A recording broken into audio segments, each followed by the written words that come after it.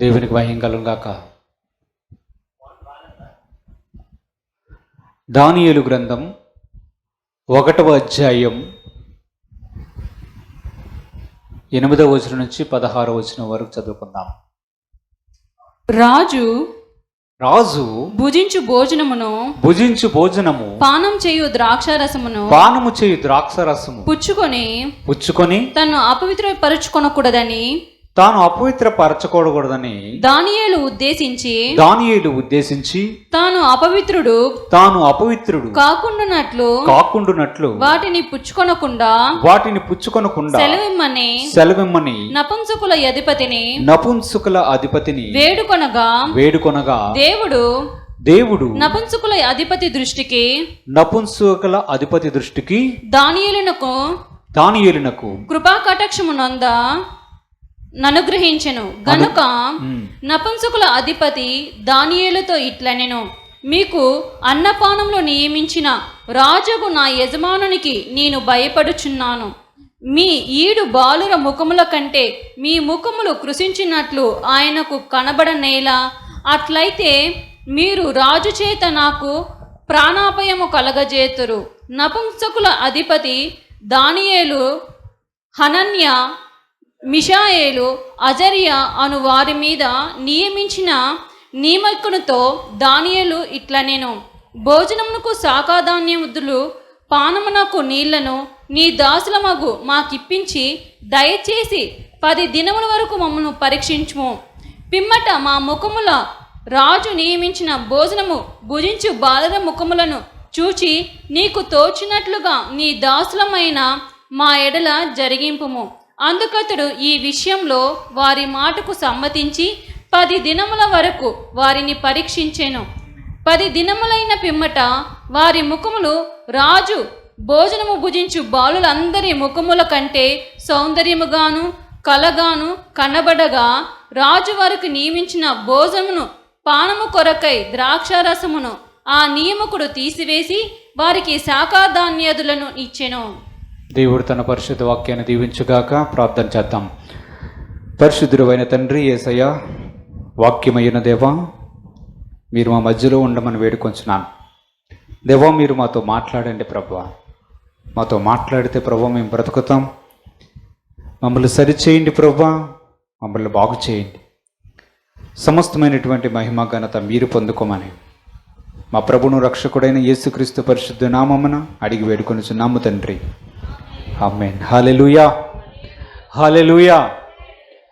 దానియేలు గ్రంథం 1వ అధ్యాయం 8 నుంచి 16 వచనాలు మనం చదువుకున్నాం. దానియేలు అతనితో పాటు ఉన్నటువంటి 3 అతని స్నేహితులు ఇక్కడ కనిపిస్తున్నారు.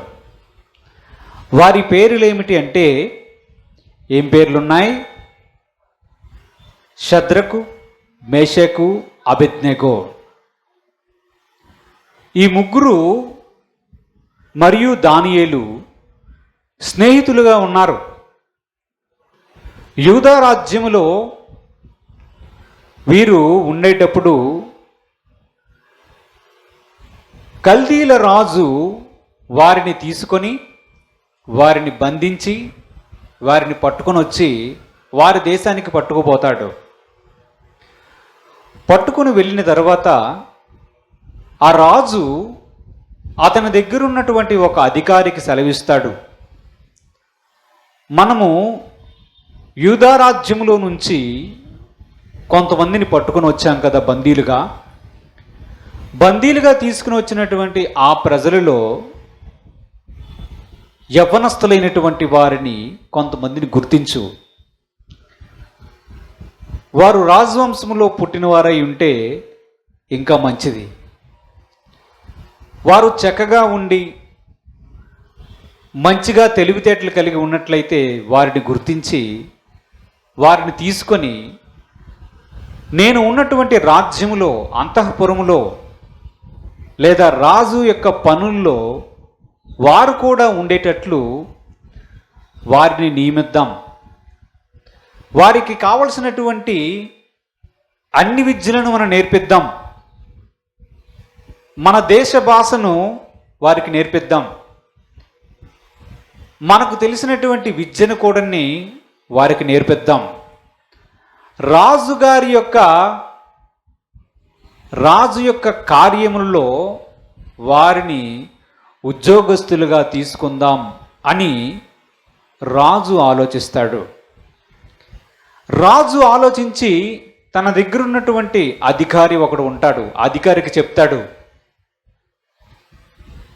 వెళ్ళి అటువంటి వారు ఎవరైనా ఉన్నట్లయితే వారిని తీసుకొని మనకు పనికొస్తారు కనుక వారిని నీవు ఎంపిక చెయ్యు అని అంటే, నపుంసకులకు అధిపతి అయినటువంటి ఒక అధికారి వెళ్ళి దానియేలును అతని ముగ్గురు స్నేహితులను కూడా ఎంపిక చేస్తాడు. ఎంపిక చేసి వారికి ఉన్నటువంటి పేర్లు మార్చి వేరే పేర్లు పెడతాడు. పెట్టి ఈ నలుగురిని రాజు యొక్క పనిలో నియమించుకోవాలని అనుకుంటాడు. ఇప్పుడు రాజు యొక్క ఆజ్ఞ ఏమిటంటే, వారికి కల్దీయుల భాష నేర్పించు, మన దేశం యొక్క భాష నేర్పించు, వారికి అవసరమైనటువంటి అన్ని విద్యలు మనం నేర్పిద్దాం, తెలివైన వారిని వృధాగా ఎందుకు విడిచిపెట్టాలి, ఇదిగో నేను భోజనము చేస్తున్నటువంటి భోజనం దానిలో కొంత భాగం వారికి కూడా ప్రతిదినము కేటాయించు అని చెప్తాడు. దేవుడికి స్తోత్రం చెల్లిద్దాం. హల్లెలూయా. వారిని 3 సంవత్సరములు ట్రైనింగ్ ఇద్దాం. వారికి ఉన్నటువంటి ఆహారం సామాన్యమైన ఆహారంగా ఉండకూడదు. రాజు ఏమి భోజనము చేస్తే, రాజు ఏమి త్రాగితే అటువంటి భోజనమే, అటువంటి ఆహారమే ఆ పిల్లలకు కూడా నువ్వు పెట్టాలి అని రాజు తన కింద ఉన్నటువంటి అధికారికి ఆజ్ఞయిస్తాడు. దానియేలు అతనితో పాటు ఉన్నటువంటి ముగ్గురు స్నేహితులు షద్రకు, మెషకు, అబేద్నెగోలను కూడా ఎంపిక చేస్తారు. మిగతా పిల్లలు కూడా ఉంటారు. దేవుని ప్రజలైనటువంటి ఈ 4 పిల్లలు కూడా అక్కడ ఉంటారు. రాజు యొక్క స్వంత దేశమైనటువంటి ఆ కల్దీయుల దేశంలో నుంచి కూడా కొంతమంది పిల్లలను ఎంపిక చేస్తారు. వారికి కూడా విద్యను అభ్యసించడం, వారికి కూడా రాజు తిన్నటువంటి ఆహారాన్నే ఇవ్వడం, వారు కూడా రాజు త్రాగే ద్రాక్షరసంలోనే వారికి కూడా పానీయ భాగంగా నియమించబడుతుంది. ఆ అధికారి ఎవరైతే మన దానియేలు, షద్రకు, మెషకు, అబేద్నెగో అనే ఈ 4 యొక్క యవ్వనస్తుల మీద అధికారిగా ఉన్నాడో ఆయన వీరి దగ్గరికి వచ్చి, రాజు మిమ్మల్ని కోరుకున్నాడు, 3 సంవత్సరాలు మీకు ట్రైనింగ్ ఇమ్మన్నాడు, రాజు తినే ఆహారం మీకు ఇవ్వాలని రాజు నాకు ఆజ్ఞ ఇచ్చాడు అని మాట్లాడుతాడు. వారి భోజనం ఏమిటి అని మనం చూస్తే, రాజు యొక్క భోజనం, రాజు యొక్క పానం ఏమై ఉన్నది? రాజు యొక్క భోజనం ఏమవుతుంది?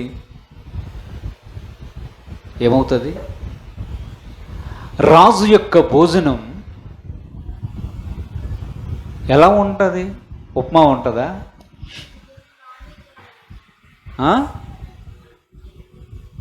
ఉప్మా ఉంటుందా? గింజన్నం ఉంటుందా? రాజు యొక్క భోజనం చాలా ఉన్నతమై ఉంటుంది. రాజుగారు ప్రతిరోజు కూడా మాంసాన్ని భుజించే అవకాశం ఉన్నది. రాజుగారికి ఏం తక్కువ? ఆహారాన్ని కూడా మీకు ఇస్తామని చెప్తే, తర్వాత రాజుగారు రోజు ద్రాక్షరసం త్రాగుతారు, అది కూడా మీకు ఇస్తాం. రోజు మీరు ట్రైనింగ్కి అటెండ్ అయ్యి ఇవి తిని రాజు తాగినది తాగి 3 సంవత్సరాలు మీకు ట్రైనింగ్ ఉంటుంది అని చెప్తే, దానియేలు దానికి ఒప్పుకోడు. దానియేలు అతని యొక్క స్నేహితులు 3 కూడా దానికి ఒప్పుకోరు. ఒప్పుకోకుండా ఒక అబ్జెక్షన్ దాన్ని రైజ్ చేస్తారు. రాజు యొక్క భోజనం మాకు వద్దు, రాజు త్రాగే ద్రాక్షరసం మాకు వద్దు, మేము వాటిని తిని రాజు త్రాగే ద్రాక్షరసమును మేము తాగితే మమ్మల్ని మేము అపవిత్రపరుచుకుంటాము, కాబట్టి మాకు అవి వద్దు అని మాట్లాడతాడు. అంత మంచి ఆహారం, ప్రతిరోజు వచ్చినటువంటి మాంసము, రకరకాలైనటువంటి ఆహారాల్ని కూడా తృణీకరించి వద్దని చెప్పి, అయ్యా మాకు రాజు యొక్క భోజనం వద్దు, కానీ కొంచెం కాయగూరలు శాకాధాన్యాలు ఏవైనా ఉంటే వాటిని వండించి తాగడానికి కొంచెం నీళ్ళు ఇవ్వండి చాలు అని ఆ అధికారితో మాట్లాడతాడు.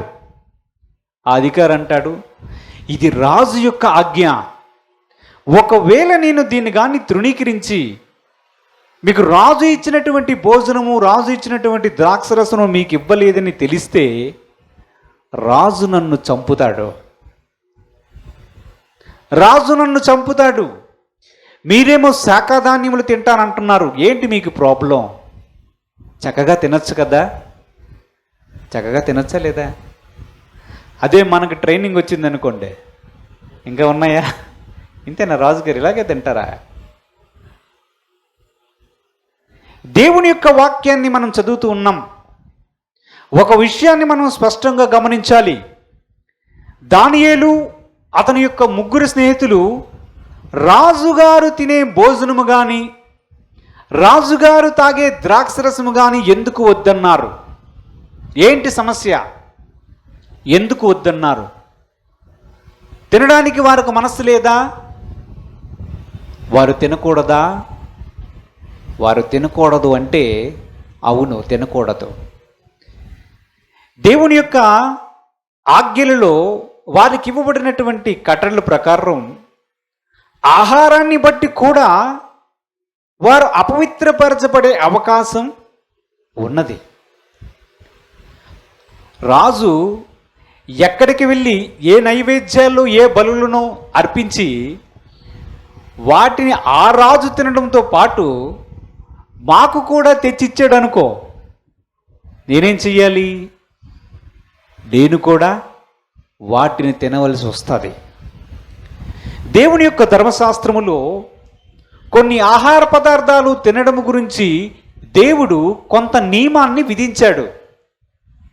కొన్నిటిని తినవచ్చు, కొన్నిటిని తినకూడదు. కొన్ని పవిత్రమైనటువంటి వాటిగా ఎంచాడు, కొన్ని అపవిత్రమైన వాటిగా దేవుడు ఎంచాడు. వారికి ఆ ఆజ్ఞలు ఇవ్వబడి ఉన్నాయి. అందువలన దానియేలు అతని స్నేహితులు కూడాని ఆ భోజనము చేయడానికి నిరాకరించారు. ఏం చేశారు? నిరాకరించారు. దానియేలు, షద్రకు, మేషకు, అబేద్నెగోలకు వచ్చినది ఒక మంచి అవకాశం. బందీలుగా ఉన్న ఆ ప్రజలు రాజు యొక్క కార్యములలో నిమగ్నం అవ్వడం, ఆ జాబులు రావడం, ఆ ఉద్యోగాలు రావడం సామాన్యమైన విషయమా? సామాన్యమైన విషయమా? కానీ దానియేలు అతని యొక్క స్నేహితులు తీసుకున్నటువంటి నిర్ణయమును మనం చూస్తే మనము ఒక విషయాన్ని గమనించాలి. దేవుడా, దేవుని మాట లేకపోతే తిండా? దేవుని మాట లేకపోతే మన ముందుకు వచ్చినటువంటి ఆహారమా? ఏమిటి రెండిట్లో మేము ఎంచుకోవలసినటువంటి విషయం అని వారు ఆలోచించినప్పుడు వారు దేవుని మాటకే కట్టుబడి ఉండాలని ఆలోచించారు. దేవుని యొక్క భక్తిలో ఇది ముఖ్యమైనటువంటి మెట్టు. ఇది ముఖ్యమైనటువంటి మెట్టు. దేవుని యొక్క ఆజ్ఞలు తెలుసు, దేవుని యొక్క వాక్యం మనకు తెలుసు. కానీ చాలా సందర్భాలలో మనం ఏం చేస్తామంటే దేవుని యొక్క ఆజ్ఞనైనా పక్కన పెడతాము కానీ మన దగ్గరకు వచ్చిన దాన్ని తృణీకరించే అవకాశమే ఉండదు. మనము రాజీ పడిపోతాం. ఏమవుతాం? రాజీ పడతాం. రాజీ పడ్డం అంటే ఏమిటి? రాజీ పడడం అంటే కాంప్రమైజ్ అయిపోవడం అనమాట. దేవుడా, పరిస్థితి. మనం నిత్య జీవములో దైనందిన జీవితంలో మనం గమనిస్తే, ఉదాహరణకి ఒక మాట చూద్దాం. ఇప్పుడు చర్చికి వెళ్తున్నటువంటి ఒక కుటుంబం ఉందనుకుందాం. ఓకే, ఆ కుటుంబంలో ఒక ఫ్యామిలీ ఉందనుకుందాం. చాలా భక్తిగా వారు పెరుగుతున్నారు అనుకుందాం. వారికి 2 ఆడపిల్లలు ఉన్నారనుకుందాం. వీరు దేవుని మందిరానికి వచ్చి దేవుని యందు విశ్వాసం ఉంచి అనేక సంవత్సరములు దేవుని వెంబడిస్తూ ఉన్నారు. కానీ ఆ అమ్మాయికి వివాహ సంబంధం గురించి వెతుకుతునేటప్పుడు ఒకవేళ వారు అనుకున్నట్లుగా దేవుని యందు విశ్వాసం ఉంచినటువంటి క్రైస్తవుడు దొరకకపోతే వారు ఏం చేస్తారు?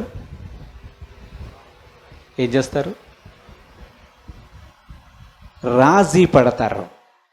సమయము చేతులు జారిపోతుంది, పెళ్లి వయస్సు ఇంకా ముందుకు పోతుంది. రకరకాల ఆలోచన చేసి దేవుడా, పరిస్థితి. అలాంటి సందర్భంలో దేవుడు మనలను చూస్తూ ఉంటాడు. మన యొక్క స్టాండ్ ఏమిటి అనే దాన్ని చూస్తూ ఉంటాడు. ఇక్కడ దానియేలునకు అతని యొక్క స్నేహితులకు ఒక గొప్ప అవకాశం వచ్చింది. కానీ వారి యొక్క స్టాండ్, వారు నిలిచినటువంటి పరిస్థితి కానీ వారి నిర్ణయం కానీ మనం చూసినట్లయితే వారు ఎప్పుడు కూడా దేవుని వైపు ఉండాలని నిర్ణయించుకున్నారు. ఏ పరిస్థితిలో కూడా వారు రాజీ పడాలని ఎన్నడూనూ అనుకోలేదు. వారు ఎటువంటి రోషము కలిగి దేవుని పక్షాన ఉండాలని అనుకుంటారంటే చూద్దాం. దానియేలు గ్రంథం 3వ అధ్యాయం 14 నుంచి 18 వచనాలు ఒకసారి చూద్దాం. దానియేలు గ్రంథం 3వ అధ్యాయం 14 నుంచి 18 వచనాలు చదువుకుందాం. అంతటా నెబుకద్నెజరు వారితో ఇట్లనెను, షద్రకు మేషకు అబేద్నెగో మీరు నా దేవతను పూజించుట లేదనియు నేను నిలవబెట్టించిన బంగారు ప్రతిమకు నమస్కారము చేయట లేదనియు నాకు వినబడినది అది నిజమా? బాకాను పిల్లన గ్రోవిని పెద్ద వీణను సింఫోనియను విపించకను సకల విధములగు వాయిద్య ధ్వనులను మీరు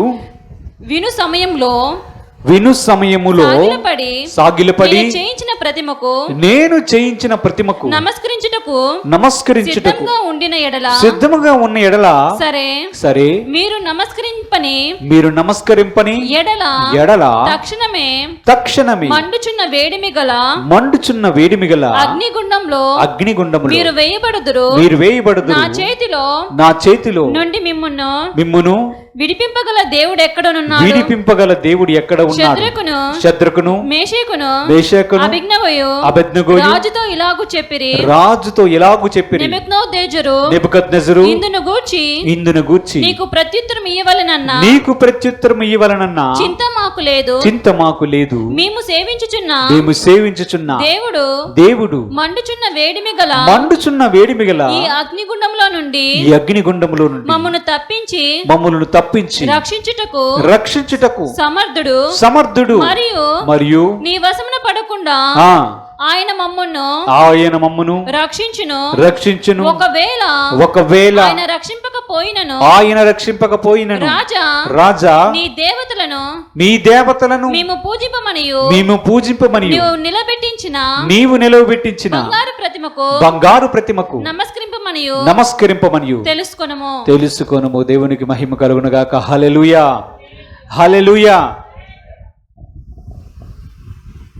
ఈ యవ్వనస్తులు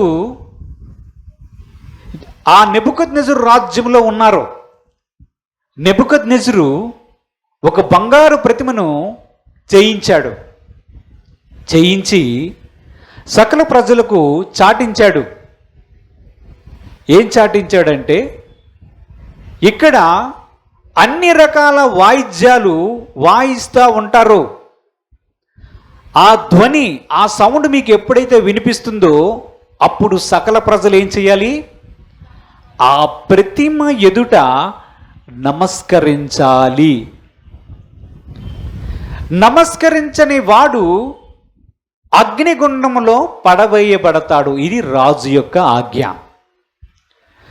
షద్రకు, మెషకు, అబేద్నెగో అనేవారు ఈ ఆజ్ఞను విన్నారు. విన్నప్పటికీ కూడా ఆ మ్యూజిక్ వినబడుతున్నప్పుడు, ఆ సకల విధమైనటువంటి వాయిద్యములు వాయించడం అనేది వినబడుతునేటప్పుడు వారు మాత్రం ఆ ప్రతిమకు, ఆ బంగారు ప్రతిమకు నమస్కారం చేయడం లేదు. ఈ విషయాన్ని ఎవరో రాజుకు చెప్పారు. నీ రాజ్యములో రాజు కార్యముల మీద కొంతమందిని తీసుకుని వచ్చావు కదా. షద్రకు, మేషకు, అబేద్నెగో అనేవారు అసలు నీ ఆజ్ఞనే పాటించడం లేదు, నీ మాటనే వారు లెక్క చేయడం లేదు. వారి విషయమై నువ్వు ఆలోచించాలని రాజుతో చెప్పినప్పుడు రాజు వారిని పిలిపిస్తాడు. పిలిపించి ఇది నిజమేనా, మేము విన్నది నిజమేనా అని రాజు వారిని అడుగుతాడు. రాజుకు వారు ఇచ్చినటువంటి సమాధానం మనం చూస్తే, నిజమే ఓ రాజా, మేము నీవు నిలవబెట్టించినటువంటి ప్రతిమకు మేము మొక్కం. ఈ విషయంలో మాకు నీకు జవాబు చెప్పాలన్నటువంటి చింత కానీ ఆలోచన కానీ మా హృదయంలో లేదు. రాజు యొక్క కోపం అత్యధికమవుతుంది. వారిని తీసుకొని వెళ్ళి వేడిగల అగ్నిగుండంలో వాడిని పడవేయడానికి కూడా సిద్ధపడతాడు. ఈ ముగ్గురు స్నేహితుల యొక్క పరిస్థితి ఒకసారి గమనించండి. ప్రతిమకు మొక్కుతావా, అగ్నిగుండంలో పడతావా? ప్రతిమకు మొక్కుతావా, అగ్నిగుండంలో పడతావా? వీరు ప్రాణాల్ని కాపాడుకోవాలా, దేవుని యొక్క ఆజ్ఞను అనుసరించాలా? చెప్పండి. ప్రాణాలని కాపాడుకోవాలా? సరేలే, రాజు ఏదో చెప్పాడు, కాసేపు వెళ్ళి అక్కడ నమస్కారం చేస్తే మన ప్రాణాలు దక్కుతాయి కదా అనుకోవచ్చు కదా? అనుకోవచ్చా లేదా? అనుకోవచ్చలే. దేవుడికి స్తోత్రం చెల్లించండి. హల్లెలూయా. అనుకోవడానికి అవకాశం ఉందా? మనమైతే ఉందా? ఉందా లేదా? మనం చదువుకున్నటువంటి వాక్య భాగాలు చాలా ప్రాముఖ్యమైనవి. భవిష్యత్తులో అదే రాబోతుంది.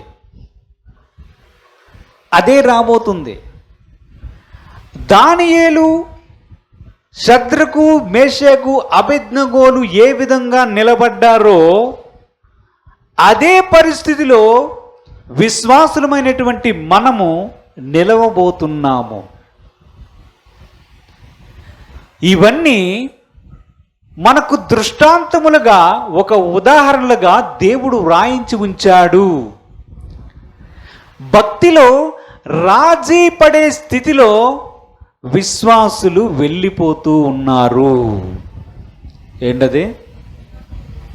ఎక్కడికి? భక్తి విషయంలో రాజీ పడకూడదు అని దేవుడు సెలవిస్తూ ఉన్నాడు. శద్రకు మేషాకు అబేద్నెగోలను దానియేలును గమనించండి. రాజు యొక్క ఆజ్ఞ ప్రతిమను మొక్కడమేనా? అతడు నిలబెట్టించినటువంటి విగ్రహమునకు మొక్కాలి అనేది రాజు యొక్క ఆజ్ఞ. మొక్కకపోతే అగ్నిగుండంలో వేయబడతారు అనేది కూడా రాజు యొక్క ఆజ్ఞే. కానీ ఆ నలుగురు ఆ ఆజ్ఞను పట్టించుకోకుండా, దాన్ని లక్ష్య పెట్టకుండా వారు నిలబడినటువంటి తీరును చూడాలి మనం.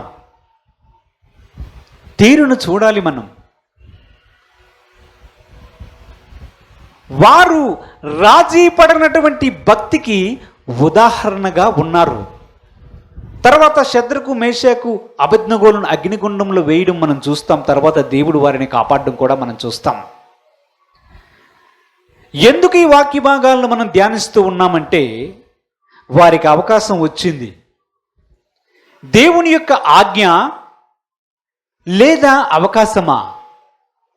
దేవుని యొక్క ఆజ్ఞ లేదా పరిస్థితి అని చూసుకునేటప్పుడు వారు నిలబడినటువంటి తీరు మనకి మాదిరి అవుతుంది. భక్తి విషయంలో రాజీ పడనటువంటి వ్యక్తులుగా వారు కనిపిస్తున్నారు. దేవునికి స్తోత్రం కలుగును గాక. హల్లెలూయా. భవిష్యత్తులో ఏ కథ అయితే మనం చదివేమో, ఏ స్టోరీ అయితే మనం చూసామో, అలాంటి పరిస్థితులే రావచ్చు మనము బ్రతికి ఉంటే. ఆ పరిస్థితుల్లో మనం ఎలాగూ ప్రవర్తిస్తామో, మనది రాజీ పడిన భక్త, రాజీ పడన భక్తో మనకు అర్థమవుతుంది. చూడండి, ప్రకటన గ్రంథం 13వ అధ్యాయం 11 నుంచి 16 వచనాలు ఒకసారి చదువుకుందాం. మరియు భూమిలో నుండి మరి యొక్క క్రూర మృగము పైకి వచ్చుట చూచితిమి. గొర్రెపిల్ల కొమ్ము వంటి 2 కొమ్ములు దానికి ఉండెను. అది ఘట సర్పము వలె మాటలాడుచుండెను. అది ఆ మొదటి క్రూర మృగము నకున్న అధికారపు చేష్టలన్నీ దాని ఎదుట చేయుచున్నది. మరియు చావు దెబ్బ తగిలి బాగుపడి ఉన్న ఆ మొదటి మృగమునకు భూమియు దానిలో నివసించు వారును నమస్కారము చెయ్యనట్లు అది బలవంతము చేయుచున్నది. అది ఆకాశము నుండి భూమికి మనుషుల ఎదుట అగ్ని దిగి వచ్చినట్టుగా గొప్ప సూచనలు చేయుచున్నది. కత్తి దెబ్బ తినియు బ్రతికిన ఈ క్రూర ముఖమునకు ప్రతిమను చెయ్యవలనని అది భూనివాసులతో చెప్పుచు ఆ మృగము ఎదుట చేయుటకు తనకియబడిన సూచన వలన భూనివాసులను మోసపుచ్చుచున్నది. మరియు ఆ మృగము యొక్క ప్రతిమ మాటలాడుచున్నట్లు ఆ మృగము దాని యొక్క ప్రతిమకు నమస్కారం మరియు హతము చేయని వారిని హతము చేయనట్లు ప్రతిమకు నమస్కారం చేయని వారిని హతము చేయనట్లు ఆ మృగము యొక్క ప్రతిమకు ప్రాణము వినిపించుటకు దానికి అధికారం ఇయ్యబడెను. ప్రాణమిచ్చుటకై దానికి అధికారం ఇయ్యబడెను. చాలు. దేవుడికి స్తోత్రం. హల్లెలూయా.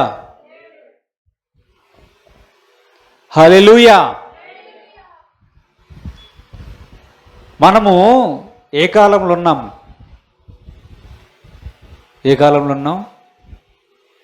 ఎండాకాలం అని చెప్పకండి, అంత్యకాలంలో ఉన్నాం. చిట్ట చివరి కాలంలో ఉన్నాము. ఈ కాలం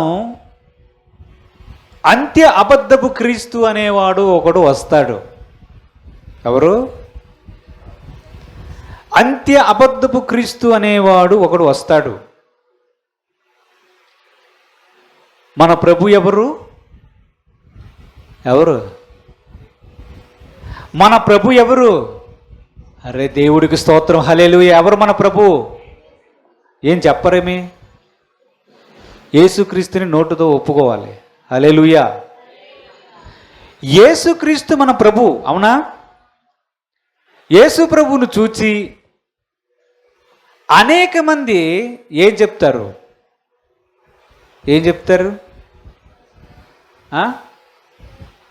మెస్సయ్య అని చెప్తారా? యేసయ్య అని చెప్తారా? దేవునికి మహిమ కలుగును గాక, హల్లెలూయా. యేసు ప్రభు దేవుని యొక్క కుమారుడై ఉన్నాడు. యేసు ప్రభు మన రక్షకుడై ఉన్నాడు. ఈ యేసుక్రీస్తు భూమి మీదకు వచ్చాడు. ఆయన భూమి మీద ఉండేటప్పుడు కొన్ని విషయాలు చెప్పాడు. ఏమిటంటే, అంత్యకాలంలో కొన్ని సూచనలు కనిపిస్తాయి. ఆ సూచనలో ఒకటి ఏమిటంటే, అనేక మంది నా పేరట వస్తారు, నా పేరట వచ్చి నేనే క్రీస్తుని చెప్తారు అని చెప్పాడు. అవునా? చదివిన వాళ్ళందరూ దేవుడికి స్తోత్రం చెల్లిద్దాం, హల్లెలూయా. తెలిసిన వాళ్ళందరూ దేవుడికి స్తోత్రం, హల్లెలూయా. ఆ సూచన ఏదైతే ఉందో అది నెరవేర్చబడుతూ ఉన్నది. అనేక మంది అబద్ధపు క్రీస్తులు వచ్చి నేనే క్రీస్తును, నేనే మెస్సయ్యనని చెప్పుకున్నవారు బోల్డెంత మంది ఉన్నారు. యేసు ప్రభు వచ్చిన తర్వాత వారందరూ అబద్ధపు క్రీస్తులని, అబద్ధం ప్రకటించారని ప్రజలందరూ గమనించారు. కానీ ఒక కాలం రాబోతుంది. ఆ కాలంలో ఒకడు వస్తాడు. వాడు ప్రపంచం యొక్క నియంతగా పరిపాలించబోతున్నాడు. వాడు అబద్ధపు క్రీస్తుగా, చిట్ట చివరి అబద్ధపు క్రీస్తుగా వాడే ఉంటాడు. వాడికి మన బాప్తిస్మిచ్చు యోహాను వంటి ఒక ప్రవక్త కూడా జోడీ అవుతాడు. యేసు ప్రభు భూమి మీదకి వచ్చినప్పుడు యోహాను ప్రవక్త వచ్చాడు, అవునా? వచ్చాడా? రాలేదా? వచ్చి ఏం చెప్పాడు? ఆయన ముందుగా నన్ను పంపించాడు, ఆయన మార్గాల్ని సరళం చేయడానికి నన్ను పంపించాడని సాక్ష్యం ఇవ్వబడింది. ఎవరి గురించి? బాప్తిస్మిచ్చు యోహాను గురించి, అవునా? యేసు ప్రభువుని గురించి సాక్ష్యం ఇచ్చిన వారెవరు? బాప్తిస్మిచ్చు యోహాన్. అలాగే ఈ అంత్య అబద్ధపు క్రీస్తు కూడా ఒక అబద్ధపు ప్రవక్త ఒకడు ఉంటాడు. ఈ అబద్ధ ప్రవక్త కూడా ఈ అంత్య అబద్ధపు క్రీస్తుకు ముందుగా కొంతకాలానికి వస్తాడు. అర్థమైందా? వచ్చి ఎవరి గురించి చెప్తూ ఉంటాడు అంటే, ఈ అంత్య అబద్ధపు క్రీస్తు గురించి చెప్తాడు. అబద్ధపు క్రీస్తు ఎవరైతే ఉన్నాడో, అంత్య అబద్ధపు క్రీస్తు, వాడిని బైబిల్ ఏమని సంబోధిస్తుందంటే క్రూర మృగము అని సంబోధిస్తుంది. ఆ క్రూర మృగము మరియు అబద్ధపు అంత్య అబద్ధపు క్రీస్తుకు సాక్ష్యం ఇవ్వడానికి ఒకడు ఉంటాడని చెప్పుకున్నాం కదా. వాడు అబద్ధ ప్రవక్త. వాడు బైబిల్లో వాడికి పెట్టబడిన పేరేమిటంటే రెండవ క్రూర మృగం. ఎన్ని మృగాలు కనిపించాయి? 2 మృగాలు కనిపించాయి, అవునా?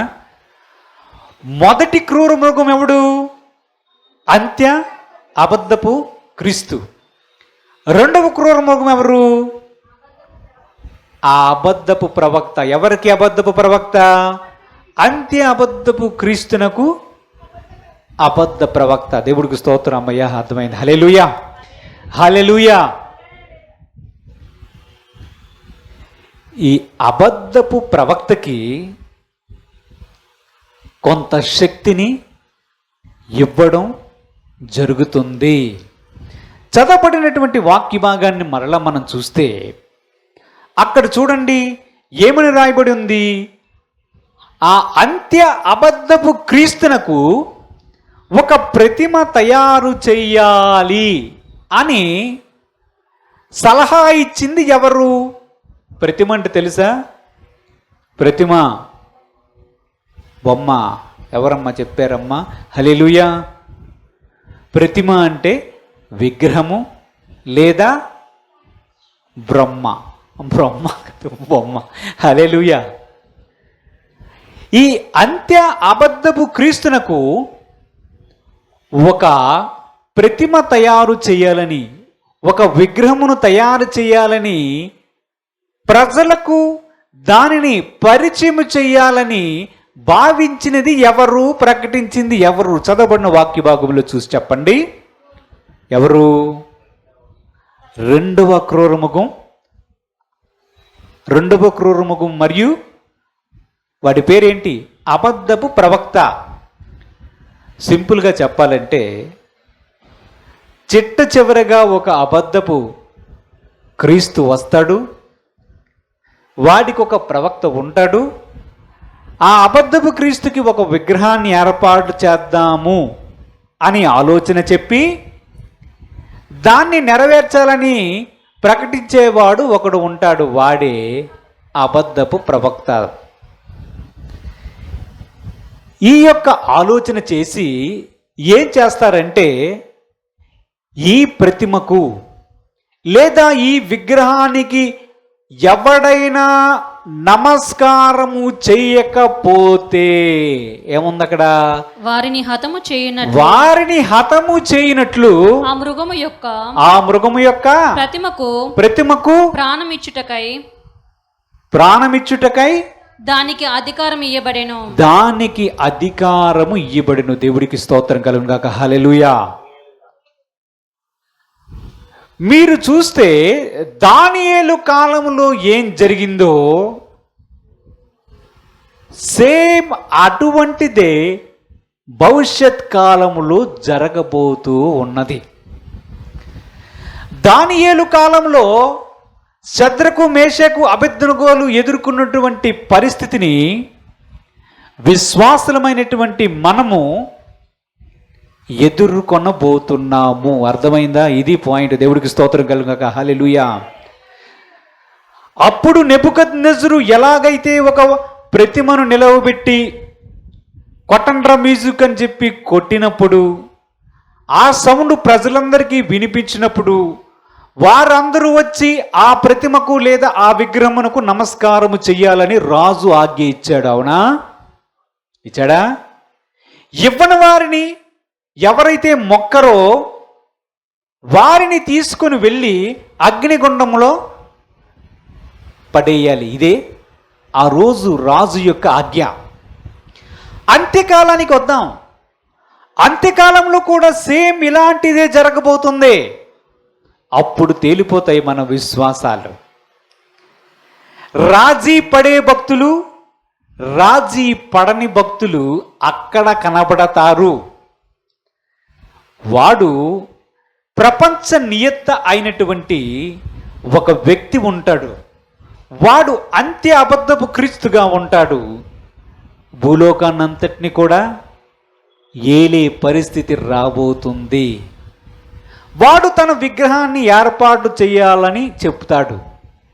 దీనికి సహాయకారి వాడి యొక్క అబద్ధ ప్రవక్త, ఎవడైతే రెండవ క్రూరమగమని బైబిల్ సెలవిస్తుందో. ప్రజలందరికీ ఆజ్ఞ ఇవ్వబడుతుంది. అంత్య అబద్ధపు క్రీస్తు లేదా క్రూర మృగానికి నమస్కారము చెయ్యకపోతే వాడి తలకై మెడ మీద నుంచి లెగిసిపోతుంది. ఆ పరిస్థితిలో కానీ ఈరోజు ఉన్నటువంటి మనము ఉన్నట్లయితే ఏం చేస్తామో చెప్పండి. ఇది ప్రశ్న. ఏం చేస్తాం? మొక్కుతావా? చస్తావా? ఎందుకు వచ్చింది? మ్రొక్కుతావా? హత్య గావించబడతావా? దేవుని యొక్క బైబిల్ యొక్క ప్రతిష్ట ఎంత గొప్పదో మనం ఆలోచన చేస్తే, ఏదైతే ముందు ఆయన రాయించి ఉంచాడో, ఏదైతే జరిగిందో సేమ్ టు సేమ్ అలాంటిదే భవిష్యత్తులో జరుగుతుంది. చూడండి, సేమ్ టు సేమ్ అలాంటిదే భవిష్యత్తులో జరుగుతుంది, జరగబోతూ ఉన్నది. షద్రకు, మేషకు, అబేద్నెగోలు, దానియేలు వంటి వ్యక్తులు మనకి ఉదాహరణగా దేవుడు ఉంచాడు. శాకాధాన్యములు తింటామయ్యా, 10 రోజులు మమ్మల్ని పరీక్షించు.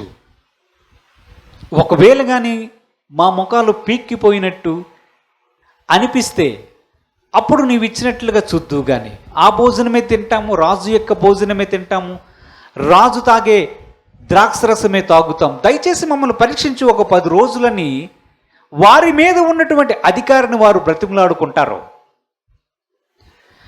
వారు రాజీ పడని భక్తులు.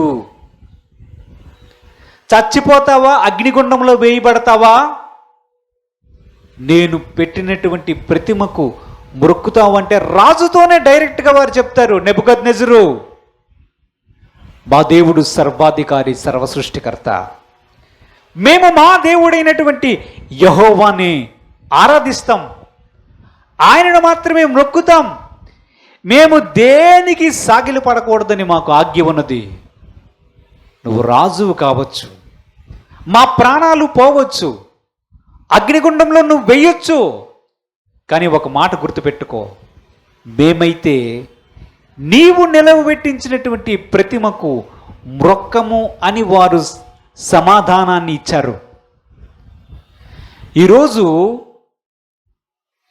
అదే పరిస్థితి కానీ ఒకవేళ అంత్యకాలము, చిట్ట చివరి కాలంలో మనం కొన్ని సంవత్సరాలు బ్రతికి అబద్ధపు క్రీస్తు ఒకవేళ వస్తే ప్రతిమకు నమస్కారము చేయాలని వాడు బలవంతము చేస్తాడు. దేవుని యొక్క మాట ఖచ్చితంగా స్పష్టంగా అక్కడ రాయబడి ఉన్నది ఏంటంటే, ప్రతిమకు నమస్కారము చేయించవలనని బలవంతము చేస్తాడు. అప్పుడు ఏం చేస్తారు? ఏం చేద్దాం అప్పుడు? భక్తులకు ఎటువంటి పరిస్థితి భవిష్యత్తులో రాబోతుందో దేవుడు అక్కడ సూచించాడు. నమస్కారం చేయకపోతే వాడిని హత్యే. యేసు కావాలా, ప్రాణం కావాలా? యేసు కావాలా, ప్రాణం కావాలా అంటే ఏం చెప్తారు? అమ్మా హల్లెలూయా. యేసు కావాలా, ప్రాణం కావాలంటే ఏం చేస్తావు? కొన్ని దేశాల్లో మత ఛాందస్వాదులు ఉంటారు, తెలుసా? అందరూ అలాగ ఉండరు. మత ఛాందస్వాదులు వారి మతాన్ని నమ్మాలి. వారి మతాన్ని నమ్మకపోతే మీ ముఖానికి గుడ్డలు కట్టి మోకాళ్ళు వేయించి అందరినీ వరుస పెట్టి కాల్చుతారు. తెలుసా మీకు? తెలుసా జరిగిన సంఘటనలు? తెలుసా? ప్రపంచంలో అలాంటివి బోల్డ్ అని జరిగాయి. దొరికిపోయిల్ని చెప్పి, నేను చెప్పినటువంటి దేవుడి పేరు నువ్వు చెప్పాలని చెప్పి మేము చెప్పమని చెప్తే వారిని గన్నలతో వరుసగా షూట్ చేసి చంపేశారు. వారి గొంతులు కూడా కోశారు. ఆ వీడియోలు తీసి అప్లోడ్ కూడా చేశారు. ఇది ప్రపంచంలో అన్ని టీవీల్లో కూడా వచ్చింది. యేసు ప్రభువా, ప్రాణమా? యేసు ప్రభువా, ప్రాణమా? దేనికి మీ ఓటు? ఈ పరిస్థితి రాబోతుంది. ప్రస్తుతం ఉన్నటువంటి భక్తుల యొక్క పరిస్థితి ఏంటంటే రాజీ పడిపోయే భక్తి. రాజీ పడిపోయే భక్తి. యేసు కొరకు ధైర్యముగా నిలబడే భక్తి అయితే మాత్రం లేదు. వాళ్ళు ఏమనుకుంటారేమో? ఎవరు? వాళ్ళు ఏమనుకుంటారేమో, ఇది చెయ్యకపోతే ఎలాగో. వివరణంగా మనం మాట్లాడాల్సిన అవసరం లేదు, ఆలోచిస్తే మనకే అర్థమవుతుంది. అటువంటి పరిస్థితులు వచ్చేటప్పుడు మనము ఏం చేస్తాము అనేది ఆలోచించాలి. మనం దేవుని యొక్క వాక్యములు చూద్దాం. 17 నుంచి 18 వచనాలు చదివితే, అదే ప్రకటన గ్రంథం 13 అధ్యాయం 17 నుంచి 18 వచనాలు చదివితే, కాగా కొద్దివారు గాని గొప్పవారు గాని ధనికులు గాని దరిద్రులు గాని స్వతంత్రులు గాని దాసులు గాని అందరూ తమ కుడి చేతి మీదనైనను తమ నొసటి ఎందైనను ముద్ర వేయించుకొనున్నట్లు ఆ ముద్ర అనగా ఆ మృగము పైరైనను దాని పేరిటి సంఖ్యైనను దాని పేరట సంఖ్యైనను గలవాడు తప్ప క్రయ విక్రయములు చేయుటకు మరి ఎవనికిని అధికారము లేకుండానట్లు అది వారిని బలవంతము చేయుచున్నది. బుద్ధి గలవాడు మృగము యొక్క సంఖ్యను లెక్కింపనిమ్ము. అది ఒక మనుషుని సంఖ్య. ఆ సంఖ్య 666. ఇందులో జ్ఞానము కలదు. దేవుడికి స్తోత్రం కలుగును గాక. హల్లెలూయా, హల్లెలూయా, గట్టిగా హల్లెలూయా. ఇప్పుడు రెండో కండిషన్, భవిష్యత్తులో అంత్యబద్ధపు క్రీస్తు గాని ఒకవేళ వచ్చి ఈ ప్రపంచాన్ని పరిపాలన చేస్తూ ఉన్నాడు అనుకుందాం. ఈ రెండవ క్రూరమృగం ఏం చెప్తుందంటే, ఆ అబద్ధపు క్రీస్తుకి ఒక నెంబర్ ఉంది. ఆ నెంబర్ ఏంటి? అబద్ధపు క్రీస్తుకి ఏ నెంబర్ ఉంది? ఎంత నెంబరు? 666. ఈ 666 ముద్ర తప్పనిసరిగా వేసుకోవాలి. ఎవరు?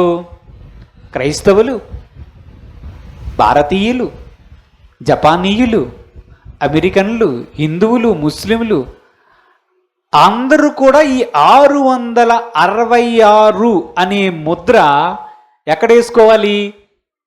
ఎక్కడ? నొసటి యందు, కుడి చేతి మీద. ఎక్కడేస్తారు ముద్ర? ఇక్కడ 666 రాస్తారు, ఇక్కడ వేసుకో, కుడి చేతి మీదన వేసుకోవాలి. ఇది రెండో కండిషన్ తీసుకొస్తారు. ఇది ఉంటేనే, ఈ 666 అనే ముద్ర ఉంటేనే మనము అమ్మడమైనా చేయగలం, కొనడమైనా చేయగలమంట. దేవుడికి మహిమ కలుగును గాక. హల్లెలూయా. ఏంటి అమ్మడం అనుకుంటున్నారు? ఏమమ్ముదాం అనుకుంటున్నారు?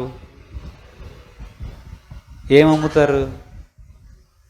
ఏం కొంటారు? తిండి దొరకాలా? బియ్యం కావాలి. ఇప్పుడైతే ఫోన్పే టప్మని కొడతాం. 666 ముద్ర నీకుందా అని అడుగుతారు. లేదు. అయితే గెట్ అవుట్. అమ్ముతాను, వ్యాపారం చేస్తాను. 666 ముద్ర ఉందా? లేదు. అయితే గెట్ అవుట్. తిండి దొరకని పరిస్థితి వస్తుంది. 666 ముద్ర వేయించుకుంటేనే ఆ కాలంలో క్రైస్తవునికి, ప్రపంచ దేశంలో ఉన్న ప్రజలకి తిండి కూడా దొరికే పరిస్థితి వస్తుంది. 2 రోజులు ఉపాసం, 3 రోజులు ఉపాసం, ఆకలేసేస్తుంటుంది. అటు నుంచి ఇటు, ఇటు నుంచి అటు దొరుకుతాం. అలాగూ చనిపోతావా? 666 ముద్ర వేసుకుంటావా? రాజీ పడతావా? యేసు కొరకై నిలబడతావా? ఇప్పుడు చెప్పండి సమాధానం. వేసేసుకుంటామా? 666 వేసుకోరా అమ్మా. హల్లెలూయా, హల్లెలూయా. ఉత్సాహంగా చెప్పండి హల్లెలూయా. భవిష్యత్తులో వచ్చే పరిస్థితులు మీరు చూస్తే తిండి కూడా దొరకని పరిస్థితి అంట. ప్రతిమకు మొక్కకపోతే హత్య గావించబడే పరిస్థితులంట. ఇప్పుడు అటువంటి పరిస్థితి కానీ ఇప్పుడు వస్తే ఏం చేస్తారు? రాజీ పడతారా? పడరా? పడరా? పడరా? దేవుడికి స్తోత్రం కలిగినగా. పడని వారు ధన్యులు. హల్లెలూయా. ఎవరైనా రాజీ పడితే దేవుని యొక్క వాక్యంలో ఉంటుంది, ఆ ముద్ర వేయించుకున్న ప్రతి ఒక్కడికి కూడా తర్వాత అనేకమైనటువంటి శ్రమలు, బహు కఠినమైన శ్రమలు కూడా రాబోతున్నాయి. మనం ఆ భాగాన్ని ధ్యానించడం లేదు, కానీ తింటుంటాడు, ఇందులో వచ్చి ఏ పురుగో వచ్చి కొడుతుంటుంది. తేళ్ళు వంటి ఆకారాలు కలిగినటువంటి అనేకమైన వస్తుంటాయి, వాడిని పొడుస్తూ ఉంటాయి, వాడు చావడు, ఇవి తింటుంటూ ఉంటాడు. మృగము యొక్క నెంబరు వేయించుకోవడం, తినడం, చావకుండా బాధలు పడడం, ఆ పరిస్థితి కావాలా? నెంబరే వేయించుకోకుండా 666 అనే ముద్రే వేయించుకోకుండా తినకుండా అలాగూ ఉండి అవసరమైతే క్రీస్తు కొరకు సాక్షిగా ఉండి రాజీ పడని భక్తితో ఉండి చనిపోవడానికి సిద్ధపడతారా? దేనికోసం చనిపోవడానికి సిద్ధపడతారా? అబ్బా హల్లెలూయా, హల్లెలూయా. దానియేలు గ్రంథంలో మనం చూసాము కదా, దానియేలు గ్రంథంలో జరిగింది జరగబోతూ ఉన్నది. శద్రకు మెషక్ అబేద్నెగోలను అగ్నిగుండంలో వేస్తే దేవుడు వచ్చి కాపాడాడు, అవునా? పీక మీద కట్టి పెడితే భవిష్యత్తులో దేవుడు వచ్చి కాపాడుతాడా? కాపాడుతాడా? కాపాడుతాడా? కాపాడుతాడా? కాపాడ్డా? కాపాడకపోవడానికి అవకాశం ఎక్కువ ఉంటుంది. దేవుడికి స్తోత్రం, హల్లెలూయా. అందరూ హతసాక్షులు కాలేరు. హతసాక్షులు అంటే దేవుని కొరకు చనిపోవడం అనేది అందరికీ ఇవ్వబడిన భాగ్యం కాదు. వారి సంఖ్య కూడా ఒక లెక్క ఉన్నది. గతంలో మనం మాట్లాడుకున్నాం చూసారా, దేవుడికి ప్రతిదీ లెక్కే అని. బలిపీఠం కొందున్నటువంటి అనేకమైనటువంటి వధించబడినటువంటి వారు, క్రీస్తు కొరకు చనిపోయినటువంటి వారు అనేక మంది ఉన్నారు. నేటి కాలం వరకు అనేక మంది ఉన్నారు. కానీ బైబిల్లో మనం చూస్తే వారు దేవుని దగ్గర బలిపీఠము కింద ఈ ఆత్మలు ఉన్నాయంట. ఉండి ప్రభువుని అడుగుతూ ఉన్నారంట, నాదా సత్యస్వరూపి, ఎందాక నీవు ప్రతిదండన తీర్చకుండా ఉంటావు? మమ్మల్ని అందరూ వారు క్రూరంగా చంపి హింసించి మమ్మల్ని ఎంత బాధ పెడితే నువ్వు మౌనంగా ఉన్నావేంటి? త్వరగా తీర్పు తీర్చు, మమ్మల్ని చంపినటువంటి వారి కోసం నువ్వు తీర్పు తీర్చంటే దేవుడు వారికి ఇచ్చినటువంటి సమాధానం బైబిల్లో ఏంటి తెలుసా? మీ సహదాసుల లెక్క ఉంది నాయన, అందరూ రారిక్కడికి, వారి లెక్క పూర్తి అయినంత వరకు కాస్త రెస్ట్ తీసుకోండి మీరు అని దేవుడు వారికి సెలవిచ్చాడట. దేవుడికి స్తోత్రం, హల్లెలూయా. యేసు కొరకు హతసాక్షిగా ఉండడం అనేది అందరి చేత కాదు, అందరి వల్ల కాదు. పిరికివారు, అసహ్యులు అని కొంతమంది లిస్ట్ ఇచ్చి వీరు దేవుని యొక్క రాజ్యంలో ప్రవేశించరు అని ఉంది బైబిల్లో, అవునా? ఉందా? ఉండే ఉంటుందిలే, హల్లెలూయా, ఉంది. దేవుని రాజ్యంలో ప్రవేశించేవారు ఎవరు, ఎవరు ప్రవేశించరు అనే ఉంది. ఇంతకీ ఈ పిరికివారు ఎవరు? ఈ పిరికోళ్ళు ఎవరు? ఎవరై ఉంటారు? దెయ్యానికి భయపడిన వాళ్ళ, చీకటికి భయపడిన వాళ్ళ, ప్రభుత్వానికి భయపడిన వాళ్ళ? ఈ పిరికివారు ఎవరు? ఎవరై ఉంటారు? దేనికి పిరిగి పడతారు? దేనికి భయపడతారు చెప్పండి? దెయ్యానికైనా ఒకడు భయపడ్డేమో కానీ ప్రాణం పోతుందంటే, కత్తితో పొడుస్తానంటే ఉంటాడా? చంపురా, రారా చంపు అని వెళ్తారా?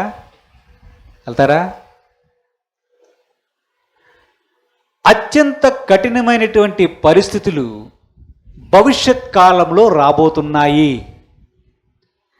దేవుని యొక్క కృప ఉంటే ఆ కఠినమైన పరిస్థితులకు ముందుగానే మనం వెళ్ళిపోతాం. ఒకవేళ మనము ఆ కాలములు కఠినమైన కాలములో ఉండాలి, దేవుని కొరకు సాక్షులమై నిలబడి ఉండాల్సి వస్తే, మనం చదువుకున్న వాక్య భాగంలో ఉండే పరిస్థితులు ఏర్పడతాయి. ఆ అబద్ధపు క్రీస్తు యొక్క ప్రతిమ విగ్రహం నిలబడి పెడుతుంది. దాన్ని మొక్కాలి అని ప్రజలను బలవంతము చేస్తారు. చేయకపోతే వాడికి హత్యే. వాడి యొక్క ముద్ర వేయించుకోకపోతే తిండి దొరకని పరిస్థితి వస్తుంది. భవిష్యత్ కాలంలో ఎటువంటి పరీక్ష రాబోతుందంటే, యేసునందు విశ్వాసం ఉంచిన వారికి యేసు కావాలా, మీ ప్రభు అయిన క్రీస్తు కావాలా, మీ ప్రాణాలు కావాలా అనే పరిస్థితి రాబోతుంది. అందుకే చిన్న చిన్న విషయాలకి రాజీ పడిపోయే భక్తులు అక్కడ తేలిపోతారు.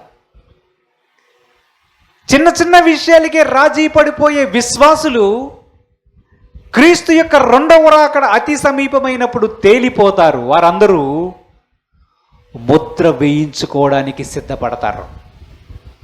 వారందరూ ఆ ప్రతిమను మొక్కడానికే సిద్ధపడతారు. కానీ యేసును ప్రేమించేవారుగా ఉండరు. మనం అనుకోవచ్చు మన ముందు భక్తులు అని. నిజంగా అదే పరిస్థితి మనకు వస్తే మన అసలైన భక్తి రాజీ పడేదా, రాజీ పడరదా బయటికి వస్తుంది. ఇది మనలను పరీక్షించుకునేటువంటి సమయం ఇది. దానియేలు అన్నాడు, వద్దు అన్నాడు, తిరస్కరించగలిగాడు. ఎందుకంటే దేవుని ఆజ్ఞ ముఖ్యం. మంచి ఆహారం, రోజు మాంసం, రోజు ద్రాక్షం రసాలు తాగితే చాలా హాయిగా ఉంటుంది. కానీ వారిని తృణీకరించారు. ఎందుకో తెలుసా? దేవుని భక్తి విషయంలో రాజీ పడినటువంటి వ్యక్తులు. విగ్రహానికి మొక్కతే మీకు ప్రాణహాని తప్పిపోతుంది. విగ్రహాన్ని మీరు మొక్కకపోతే అగ్నిగుండంలో వేస్తామనేటప్పుడు వారు రాజీ పడలేదు. వారు మనకి మాదిరై ఉన్నారు. యేసుక్రీస్తు మన కొరకు ప్రాణత్యాగం చేశాడనే విషయాన్ని మనం గుర్తుపెట్టుకోవాలి. అందరి పాపముల కోసం ఆయన ప్రాణత్యాగం చేశాడు. ఆయన తిరిగి రాబోతున్నాడని ఆయనే చెప్పాడు. యేసు ప్రభు యొక్క రెండవ రాకడ అతి సమీపంగా వస్తూ ఉన్నది. మనలను మనం పరీక్షించుకోవలసినటువంటి సమయం కూడా ఆసన్నమవుతూ ఉంది.